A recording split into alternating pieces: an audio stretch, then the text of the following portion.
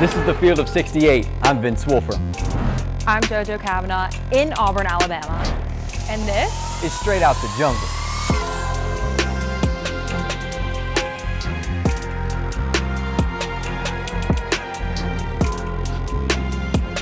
Welcome back to Straight Out the Jungle. My name is Vince Wolfram. And I'm Jojo Cavanagh. And with one big man in foul trouble, the other on the bench icing a shoulder injury, Chaney Johnson stepped in, stepped up, and he led number 2 Auburn to a win over Georgia State in a sold-out Neville Arena, 100-59. It was a great game for Chaney, but the storyline here, we want to start with Johni Broome, SEC Player of the Week last week, exited the game after just 2 minutes, nursing a shoulder injury. Here's what Bruce Pearl had to say after the game about Johni. We'll just, start with Johni. Obviously, his right shoulder kind of came right back. He did it a year ago, so he's had some experience with it. We'll take a look at it tomorrow and tell you more. But we hope he's going to be okay. So Bruce sounded pretty optimistic. I don't know how you took that, Jojo, but from what I got from that, I got that Bruce was confident. He dealt with it before. He's going to come back stronger than ever. Now, when that will be is another question, but what do you think about the injury on Johni and what Bruce had to say there? Yeah, I know immediately everyone, including myself, has a heart attack because this is like an Auburn fan's worst nightmare is not only a player going down, but your All-American Johni Broome going down. But just Bruce Pearl didn't really sound too concerned. Again, every coach does this after a presser. No one really thought we were going to get too much information because obviously they don't want to freak out. They don't really know what the doctors are going to say. But I mean, this has happened before in a way, and he didn't really miss that much time, maybe a game. He sat out the entire Georgia State game. We'll see if he plays Saturday against Purdue. But yeah, I don't think it's like anything drastic, season ending. I don't really think it's anything to have a heart attack just yet. Obviously, we need to wait for more information, but it doesn't seem like, from what Bruce Pearl said, something to be that concerned about. Yeah, that's the vibe I got as well. It wasn't the best thing that happened. It wasn't the worst. And we've seen Johni play with the shoulder brace on. We saw that some last season. I think it's something that he'll nurse the rest of this week. I think there's really no shot he doesn't play against Purdue. I think that's just a game he wants to play. If he's going to rest, he's going to do it after that game against Monmouth or whoever Auburn has. And over that Christmas week break that Auburn has from play. But I think, in my opinion, he's going to be hauling to get back on the court. He wants to play in that Purdue game, especially being in Birmingham. I think Johni will work with it this week, sort of get it back to full health, and hopefully be ready for Saturday. But somebody, I tell you what, that was ready to play last night was Mr. 31. You've got more on Chaney Johnson. Talk about stepping up when your team needs you. So this is something we're going to touch on later, but we didn't really see panic from this team when your All-American goes down. You expect kind of panic. You expect there was probably a little bit of craziness going on, worry, but Chaney Johnson said, nah, that man stepped up. I talked about him with Ira Bowman, just the amount of work he's put in the offseason. I've said it again and again, one of my favorite players to talk about this season, his storyline, his development, but a career high at Auburn, 26 points, had 8 rebounds to go with that, but just in the paint, that one dunk, which everyone like actually gasped, but his career high was this season again, 18 against Kent State. Hasn't really hit like double figures. I think he had double figures against North Carolina, but hasn't really found his groove since then. But this game, when the team really needed him, when it was his time, he had 26 points. His career best is 35. He had that in 2021 when he was at UAH, and I think it was his second year at UAH, but just played the most minutes, had 13 points in the second half. He was perfect in the second half, 6 for 6. So just talk about really stepping up in a moment where your coach needs you, your team needs you. It was the Chaney Johnson game last night. And I feel like it's a testament to all the hard work we've seen, like Ira Bowman talked about, Bruce Pearl has talked about, the work ethic that Chaney Johnson brings every day. I saw Presley Patterson posted on his story this morning. This is what 5 workouts a day gets Chaney Johnson. So like the level of work, the level of preparation, it all pays off in a moment like this. Your star player goes down, Chaney steps up and throws down. That's Vince Wolfram's big guard of the game, 100% Chaney Johnson. 6'9" steamroller from one free throw line to the opposite rim with a hammer. That was Chaney Johnson yesterday on multiple occasions. That guy was He was having a dunk contest with himself. He was living at the rim, taking out every bit of anger he had on that big red cylinder. Yeah, I was watching that game with my parents, and my mom was like, that guy just like ran away from him. It was like you saw Chaney Johnson I coming wouldn't want to down the stand in that court. guy's way. Yeah. Yeah, but I think one of the biggest things he mentioned in his press conference, he was like, well, I wasn't in foul trouble. So that was a big thing because in these past games, he's had 3 fouls, 4 fouls. We haven't really seen him because right away he gets 2 fouls and has to go to the bench. So in a game again where his team needed him, but also he wasn't in foul trouble. So this gave him his moment to actually be able to lead Auburn to this win. Yeah, a little natural relief there, right? He's not on the bench. He's not forced to be there. He can go out, play loose, have fun, and dominate, of course. Another guy, you bring up fouls. This is a guy who never has to speak to the refs that I thought had a big game. Denver Jones, right on par with his last couple of games after that Duke game.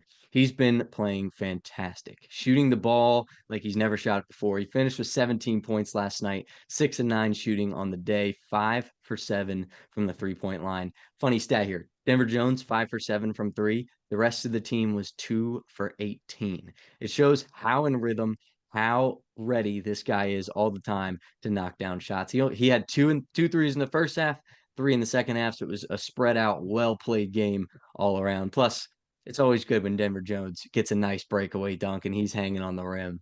That dunk, that steal and jam ended up leading to an Auburn 20-point lead in the second half. But I thought it was a fantastic game from Denver Jones. He's been showing up and really making a difference offensively for this team. Yeah, I remember watching that dunk and just being like, wait, that was Denver Jones. Denver Jones. It wasn't Chaney, it wasn't Jakai, it was Denver Jones. Yeah. Like the 5 threes, not shocking from Denver Jones, but that dunk, it was like, okay, I think he posted on his story too, like, dunk too, it's not just threes. Yeah, right. He's not just a shooter, he's a driver and a dunker as well. But I love the role that he stepped into with this team. He sort of found his mojo, found his rhythm, which is something we've been ready for Denver to find, especially after the tough performance at Duke. But he surely found it last night. Yeah, and there was one point, I think it was his fifth three, where Auburn was on a drought. They hadn't scored in almost 3 minutes, maybe a little bit over 3 minutes. And then Denver Jones hits his fifth three, and it just kind of set Auburn up to gain that lead. Well, they had the lead, but kind of just continue that lead and dominate after not scoring for almost 3 minutes. Yeah, and another guy who dominated was another senior, another upperclassman stepped up in the replacement of Johni Broome. Chad Baker-Mazar, he had 19 points, 6 assists. So he led the team in assists. So not only having nearly 20 points of his own, but giving the ball to his teammates, letting them get some points. But his kind of shining moment was at the free throw line. So he had 19 points. He shot 11 free throws. He made all 11 free throws. So he's close to breaking Wendell Green's junior record of consecutive streak of free throws. So he hasn't missed a free throw since November 11th. He is shooting 93.5% from the free throw line. Now, I have to say, I am scared of saying all of this because whenever the announcers say it, they set his streak. They're like, oh, jinxed him, and then they miss. So I'm terrified of saying it. But it is something we have to mention. It is a massive accomplishment to make 11 free throws in a game, but then also have 93.5% on the season. But just also him being, more of a upperclassman perspective, having 19 points, 6 assists when Johni Broome is out. You kind of always need that Chad Baker-Mazar spark. It's something we always love to see, but just able to, again, step up in the absence of Johni Broome.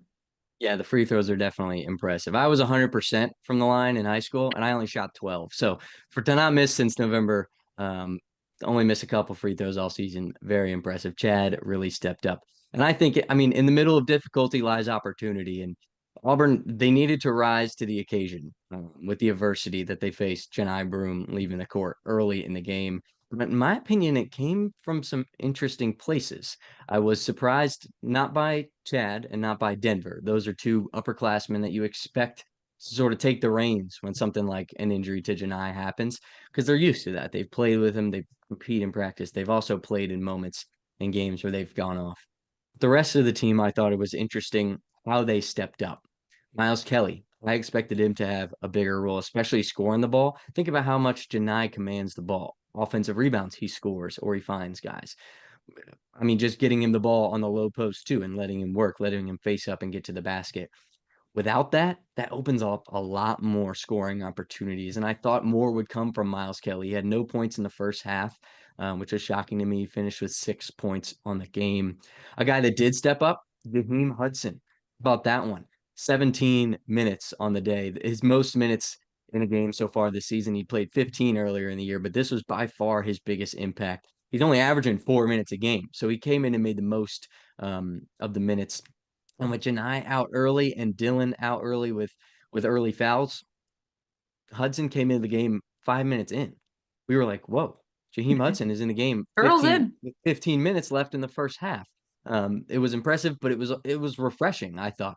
Playing against his former school too, so he had a little edge to him. He's a transfer from Georgia State, but finished with 4 points, 3 rebounds, 3 assists. I thought it was a great day from Jaheim Hudson. Dylan, I talked about it for a second there. He had foul trouble early in the first half. He did what Cap needed to do, did what he needed to do in the second half, brought the energy, brought the dunks, 6 rebounds, 6 points in half number 2. And I mean, even look at the guard play outside of Denver. Tahad, he had all his points came in the first half. A little quieter in the second half. Silly fouls, trying to get other guys involved, but a spot where I would have expected a little more offensive production. And then lastly, I thought it was an opportunity to give JP Pegues a little more time to get comfortable. That's what we've been waiting for, is that minute opportunity for JP to come in, find his groove, get a couple buckets, sort of get the feel of the game. Once you get in that rhythm can carry. And I thought that was a little bit of a missed opportunity, being up 100 against Georgia State with the guard play not being as great as you want it from a guy like Tahad. Put JP in the game and just see what he can do. But overall, I thought the help with Janai out came from interesting places outside of Denver and Chad. But overall, I thought it was good how they made up for the big man's absence. Yeah, I was going to say JP is something I wanted to touch on. I was so happy. He made that 3 to give Auburn to score 100 points, which is a massive thing for his confidence. But I was upset. He played 3 minutes. Yes, to go from being the starting point guard in the beginning of the season to playing the last 3 minutes of a game against Georgia State. You know, it's not like we were playing Purdue. We weren't playing UConn. We weren't playing this massive opponent where if you haven't proven yourself, you're going to be on the bench the last 3 minutes of the game. But when you're up 20, 30, we won this game by 41 points. If you're up by that much, I do think this would have been a prime opportunity to see JP Pegues, to see what he can do, to try to get him that confidence. You know, he had the ball, shot, gave us that 3 to give us that 100-point lead. I think he wanted that. I think he needed that. So I'm glad that happened. But I do wish that there was more of a chance for JP in this game to show, you know, he's working hard. He obviously is going to practice. He's with this team constantly. So I do think that was kind of a missed opportunity to try to see what JP Pegues can do. Again, I understand, you know, Denver Jones is shooting 5 threes. Tahad Pettiford is one of the best freshmen in the country. So it is kind of hard, but I do think this was a prime opportunity that was missed. Yeah, I completely agree. Yeah. And then Tahad kind of went silent in the second half. He had 7 points, but in the first half, none in the second. But then Ja'Kai Howard, he had 0 points in the first half, 7 points in the second half. So the freshman kind of split it up, said, I'll take the first, you take the second kind of vibe. But that was good to see Ja'Kai Howard get those points in the second half. But despite losing Broome, Auburn had over half their points, 52 points in the paint, and scored 100 points. So without your leading scorer, without your leading rebounder, without your All-American, Auburn was able to hit 100 points, have a 41-point win, have 52 points in the paint. One thing I do want to add, though, was Auburn did lose the offensive rebounding battle against Georgia State. This is obviously due to Johni Broome's absence. This is obviously due to Dylan Carwell being in foul trouble early in the game. But they both had, Georgia State and Auburn had 34 rebounds, but Auburn had 10 rebounds compared to Georgia State's 17. This led to Georgia State getting 20 second chance points. And as you're watching, if you go back and watch this game, but you can see that Auburn is not getting those offensive rebounds. Georgia State had way too many second chance points opportunities. So I guess that is something that I think obviously that has to do with Johni Broome and Dylan Carwell being out. But I think something that these other players need to work on is they can get offensive rebounds too. It doesn't have to be the big guys all the time. Yeah, I agree. I think the guards, especially with the height that Auburn's backcourt has, I think they should throw more guards at the glass. I know Miles Kelly isn't one to crash like crazy, but I mean, get a guy like Denver Jones. He's bouncy, he can get up, he'll get some rebounds. Tahad, he gets in there too, tries to tip out to other guards. I think he can get a more well-rounded rebounding effort, especially on the offensive side with the lack of Johni Broome. Yeah, I agree. And then you also touched on Denver Jones before, but this was like a little stat graphic that came up. So it was Auburn has had 3 shooters shooting over 40% over 30 tries. So it was Miles Kelly, Tahad Pettiford, and Chad Baker-Mazara. That is an insane stat. They are one of 2 Power 5 schools to have this stat. But then added last night, Denver Jones joined the club. So 4 Auburn players are shooting over 40% on the 3-point line beyond the arc. That is crazy. Yeah, it's so impressive. You don't see this in the NBA. You don't see this in college or pro leagues overseas. You don't see this really ever. 4 players on your team shooting over 40%. That is hard to come by. Last night, they shot 36% total on the game. Second half, they were shooting threes like no other. 55%. You make over half your threes, you're going to be in a good spot to win ball games. And Auburn, I know they hope they can keep up this hot shooting streak, because it's working, and they're on fire right now. Yeah, this is something that, Shaquille O'Neal has been constantly talking about. As, oh, the NBA is losing viewership because there's people just shooting threes from beyond crazy. But right now it's working for Auburn. So Yeah. I'm not going to complain. This may make Shaq mad, but I'm not going to complain. Right, and I would like to think our percentages are a little better than those of the NBA. We don't shoot them as much, and we make a lot of them. So that's always a good thing, and they are going to need it. I'll tell you that much. Going into Saturday, December 21st, a 4:30 p.m. Eastern Time, 3:30 Central Time game in Birmingham, Alabama, Legacy Arena against number 16 Purdue. That's what's up next for the Tigers. Purdue is 8-3. They have losses to number 15 Marquette, at home against Penn State, and in Indianapolis in their last game against number 17 Texas A&M and Buzz Williams' squad. They're a good team. They have faltered a couple of times, but they've also beat some pretty good opponents as well. Yeah, Matt Painter is going to have the squad ready. They had their last game was Texas A&M. They're coming off a loss, and that was last Saturday. So they have an entire week to prepare for Auburn, whereas Auburn had a game last night and they're going on Saturday. So that is something to consider, that this Purdue team has an entire week of rest. But then Braden Smith is a contender for National Player of the Year along with Johni Broome, averages 13 points per game, almost 5 rebounds, leads the team in assists with 8.5. But someone else, we both mentioned that, Braden Smith is, the big talk of this Purdue team, but this guy, Kaufman-Renn, he leads the team in points and rebounding. So he is someone that we're really going to have to watch out for on Saturday, especially we don't know if Johni Broome's coming back. I don't really think we will know until Saturday around game time if he's going to be limited, if he's going to play, if he's going to start. So that's something to consider, but this Purdue team is going to be ready. Yeah, I think if Auburn wants to win, they're going to have to stop Trey Kaufman-Renn. He's 18 points a game, just over 6.5 rebounds, 2.5 assists. He can shoot the ball too. He's very similar to Auburn in that aspect. He's shooting 53% from the field, 50% from three. If you want to stop him, get him to the line. He's not that great of a free throw shooter, so hopefully that could be a way that Auburn could salvage some freebies and get up on the scoreboard. But if they want to win, they got to stop Trey Kaufman-Renn.